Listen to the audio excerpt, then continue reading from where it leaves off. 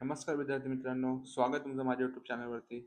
आज आपण इयत्ता 6वी कविता तिसरी जिकडे तिकडे पाणीच पाणी या कवितेबद्दल जाणून घेणार आहोत, समजून घेणार आहोत कविता आणि बोलणार आहोत. तर चालू करूया.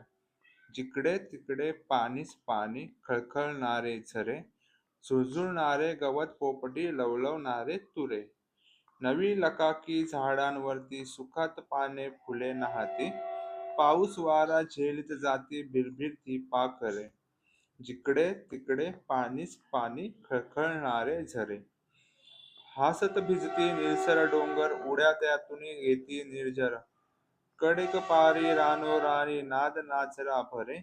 जिकडे तिकडे पाणीच पाणी, खळखळणारे झरे. मध्येच घेता वारा उसळी, जरी ढगांची तुटे साखळी. हिरव्या रानी ऊन बागडे, हरिणापरी गोजिरे. जिकडे तिकडे पाणीच पाणी, खळखळणारे झरे. कवी शंकर वैद्य यांची कविता. या कवितेमध्ये पावसाळ्यात सृष्टीमध्ये दिसणाऱ्या बदलत्या दृश्याचे अतिशय मनोहारी शब्दचित्र रेखाटले आहे. आता आपण कविता समजून घेऊया.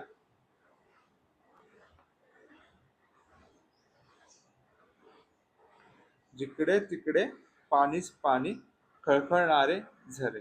म्हणजे कवी म्हणतात की आपण जिकडे तिकडे बघू आपण सगळीकडे पाणीच पाणी आहे आणि खळखळणारे झरे, झरातून खळखळ खळखळ असा आवाज येतो, तसे झरे आहेत. झुळझुळणारे गवत पोपटी, लवलवणारे तुरे. आणि जे गवत उगवलंय पावसामुळे, नवीन नवीन गवत सगळीकडे हिरवगार होतं, त्याच्यामुळे नवीन गवत उगवलंय जमिनीमध्ये, ते लवलवणारे तुऱ्यांसारखे आहे. म्हणजे एक प्रकारे जमिनीला आपण फेटा बांधलाय तसा तुरा आहे. नवी लकाकी झाडांवरती सुखात पाने फुले नाहती, पाऊस वारा झेलीत जाती भिरभिरती पाखरे. तर काय आहे, आपल्या झाडांच्या पानांवर जी धूळ असते ती पावसामुळे मिटून जाते, त्यामुळे झाडाचे पानं एकदम चमकतात आणि ती सुखात पाने फुले नाहती म्हणजे आंघोळ करतात, सुखामध्ये ते न्हावून निघतात. पाऊस वारा झेलीत जाते भिरभिरती पाखरे. आणि जे पक्षी असतात हवेत उडणारे, ते पाऊस वारा झेलत झेलत पुढे सरकत जातात. आणि परत म्हणतात जिकडे तिकडे पाणीच पाणी, खळखळणारे झरे. सगळीकडे पाणीच पाणी आहे. हसत भिजती निळसर डोंगर, उड्या त्यातून घेती निर्जरा. आणि जे डोंगर आहेत ते हसत हसत भिजत असतात आणि ते निळे पाण्यामुळे निळे दिसायला लागतात. उड्या त्यातून घेते निर्जरा. आणि ते झरे त्यातून उड्या घेत असतात. कडेक पारी रानोराणी, नाद नाचरा भरे. आणि कुठेतरी रानामध्ये, कडेकपारी रानामध्ये मोर नाचायला लागतात. आणि जिकडे तिकडे पाणीच पाणी, खळखळणारे झरे. पुढे पाहूया. मध्येच घेता वारा उसळी, जरी ढगांचे तोटे सागळे. आणि वारा आहे तो उसळ्या घेत पुढे जात सरकतो, त्यामुळे जे ढग एकत्र असतात ते तुटतात. हिरव्या रानी ऊन बागडे, हरिणापरी गोजिरे. मग पाऊस एकदाचा थांबला की मग हळूहळू ढगांच्या आडोशातून सूर्य येतो आणि ते सूर्य हरिणावरी गोजरा दिसतो. जिकडे तिकडे पाणीच पाणी, खळखळणारे झरे. अशी सुंदर कविता पावसावर. तर आता आपण नवीन शब्द शिकून घेऊया. तुरे, गवताचे शेंडे. लकाकी, चमक, झळाळी. न्हाणे, पावसात भिजणे, आंघोळ करणे. निर्झर, झरा. नाद, आवाज, ध्वनी. उसळी घेणे, उडी घेणे. बागडणे, आनंदाने नाचणे. गोजिरे, सुंदर, देखणे. अशा प्रकारे कविता झालेली आहे. आता कवितेचा स्वाध्याय. आम्हाला हे समजले, आपण जाणून घेणार. प्रश्न एक, कवितेमधील खालील घटक कोणती कृती करत आहेत ते लिहा. पाने फुले. पाने फुले काय करतायत? सुखामध्ये न्हावून निघतायत. पाने फुले सुखामध्ये न्हावून, न्हावून म्हणजे काय सांगितलं? आंघोळ करतात. वारा, वारा उसळ्या मारत पुढे सरकत आहे. वारा उसळी घेत पुढे जात आहे. आता प्रश्न क्रमांक 2 चौकटी पूर्ण करा. पाऊस वारा झेलणारी. आता शोधायचं आपल्याला. पाऊस वारा झेलीत जाते भिरभिरती पाखरे. पाऊस वारा मग झेलणारं कोण आहे? पाखरा. असं उत्तर शोधायचं. उत्तर काय शोधायचं आहे तुम्हाला शिकवतोय मी. डोंगरातून उड्या घेणारे. आता डोंगर शब्द कुठे आलाय पहा. हसत भिजती निळसर डोंगर, उड्या त्यातून घेती निर्झर. निर्झर म्हणजे काय सांगितलं इथं आपल्याला आहे? झरा. म्हणजे डोंगरात उड्या घेणारे कोण आहेत? झरे. लाईव्ह उत्तर देतोय मी. हिरव्या राणी बागडणारे. हिरव्या राणी कोण बागडताय हा शब्द कुठं आलाय? हरिण. कोण बागडताय? हरिण.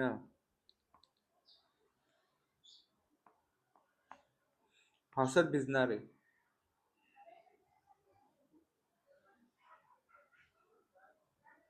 निळसर डोंगर. हसत भिजणारा कोण आहे? निळसर डोंगर. प्रश्न 3 सहसंबंध जोडा. खळखळणारे झरे, लवलवणारे तुरे. कविता आठवते ना? झुळझुळणारे गवत, भिरभिरणारे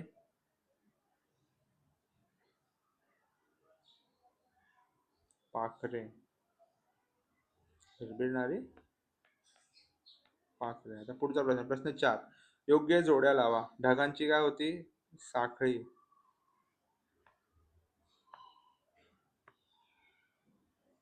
ढगांची होती साखळी. हरिणापरी गोजिरे. कविता एकदा वाचते, पाठ झाली पाहिजे.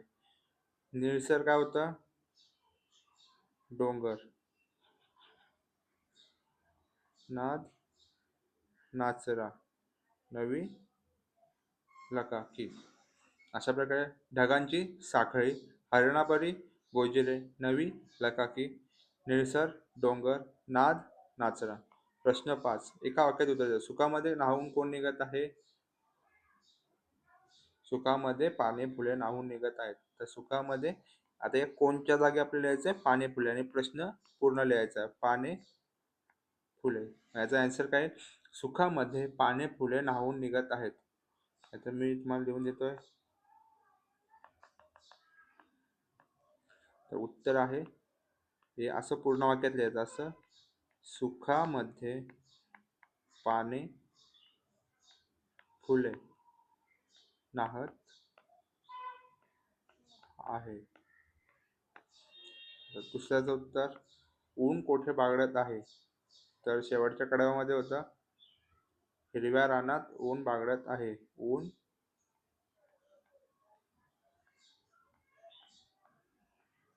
हिरव्या रानात बागडत आहे. अशा प्रकारे एका वाक्यात उत्तर झाले. विचार करा, सांगा पावसाळ्यात तुम्ही पाहिलेल्या निसर्गाच्या बदलांचे वर्णन. ते तुम्हाला तुमच्या शब्दात लिहायचं. प्रत्येकाचं वेगळं असेल. तर काय होतं? वातावरण थंड होतं, सगळीकडे हिरवाई येते, असं तुमच्या शब्दात लिहायचं. नंतर खेळूया शब्दांशी. दिलेल्या शब्दाच्या आधारे शब्द पुढे सोडवा. उभे शब्द, आडवे शब्द शब्दामध्ये असतात. तर पहिला आहे आभाळ. मग इथे येईल आ भा ळ.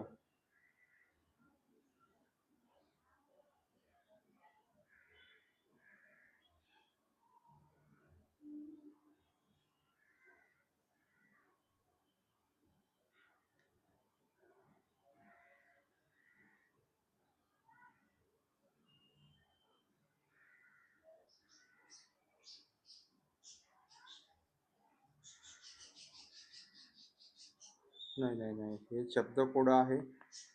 इथे आहे तसं नाही लिहायचं, वेगळं. आभाळा सिलेक्टेड आन्सर, रात्रीला सिलेक्टेड आन्सर आहे असं आपलं तुमच्या शब्दात लिहायचं आहे. मला आता आठवत नाहीये. स्वतः तयार करा. तर अशा प्रकारे जिकडे तिकडे पाणीच पाणी ही कविता आपली शिकवून झालेली आहे. तुम्हाला व्हिडिओ आवडल्यास आपल्या चॅनलला सबस्क्राईब करा, व्हिडिओला लाईक करा, शेअर करा, कमेंट करा आणि जास्तीत जास्त मुलांपर्यंत आपले व्हिडिओ पोहोचवा. धन्यवाद.